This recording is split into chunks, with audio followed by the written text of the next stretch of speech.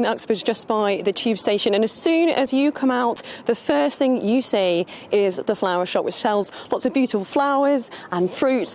And anybody who knows the comings and goings of people in Oxbridge and just how much footfall is coming to Oxbridge is John Craddock, who joins me now, who's the trader here.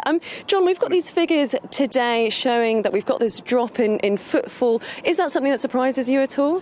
No, not at all, no. We're noticing a massive decline in footfall at the moment, which is largely down to the fact that obviously the offices, people are working from home, so we're missing out on the office people. This is a huge office town, so at lunchtime you really do notice a huge difference. Obviously on the way home from work, a lot of the office staff will come by and buy flowers and fruit. So yeah, we're noticing a huge decline for that reason. And has that really been since the pandemic? Because these figures today are really showing over the last few years such a significant drop. Is it the pandemic that's made a difference in people? Perhaps they've changed their habits in terms of their shopping? I think so, yeah. I mean, yeah, since the pandemic it has made a big difference, obviously. I think there was always a decline in the high streets because obviously online shopping is so much easier. And then obviously as soon as the pandemic hit and everyone's in lockdown, everyone got used to buying online. So things were so much easier. We find that the shops here aren't necessarily stocking as much as they normally would. The sizes aren't there, the certain items aren't there. It's kind of like they're encouraging you to buy from home rather than come into the high street. So we're facing that as a real challenge for us as well. And even if more people were to come to somewhere like Oxbridge or to other sort of perhaps regional towns, I suppose the difficulty is, particularly for small businesses such as yourself, is that doesn't necessarily translate into profit. Well, no, of course not. No, footfall doesn't necessarily equate to take-ins. I mean, it used to be a little bit more so, whereas now it doesn't necessarily mean just because you've got a town full of people that they're actually spending. I mean, we find that even on the busier days, it doesn't necessarily mean that our profits are up. So, yeah, it definitely makes a difference having people here because you've got the opportunity to sell, you've got the opportunity to put your goods forward. It doesn't necessarily mean it's going to completely work.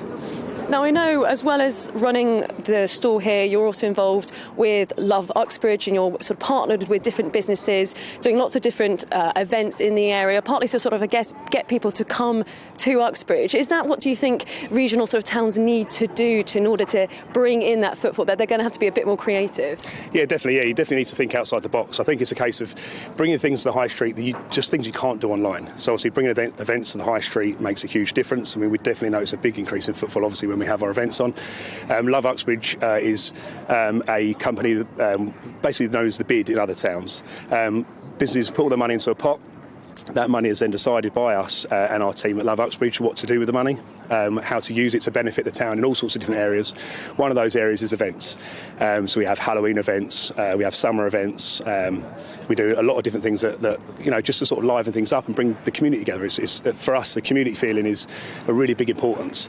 But again, obviously, to bring in footfall, which is the whole reason why we do it. We run a Christmas market called Tinseltown Christmas Market. We have chalets and stage, and we have entertainment. Love Uxbridge bring in costume characters. Last year at the light switch on, we had fireworks, we had LED drummers, and we had, on that day alone, through cellular data, we found out that we had 38,000 people in the town in that day alone. There were 10,000 people here while the fireworks were going off. And even after the fireworks, we still kept 5,000 people here. So that's a huge number for a town like this. So the figures over the course of a year, for one day alone to have 38,000 people, it really makes a difference.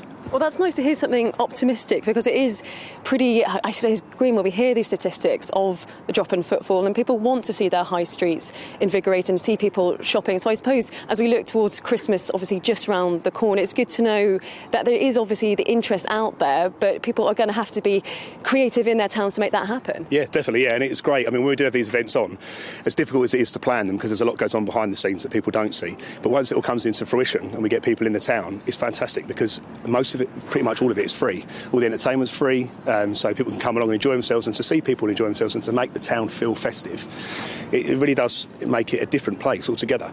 You know, you notice it because as soon as you get to January, it goes back quiet again, and we're back to having barren high streets, and it's quite a different story.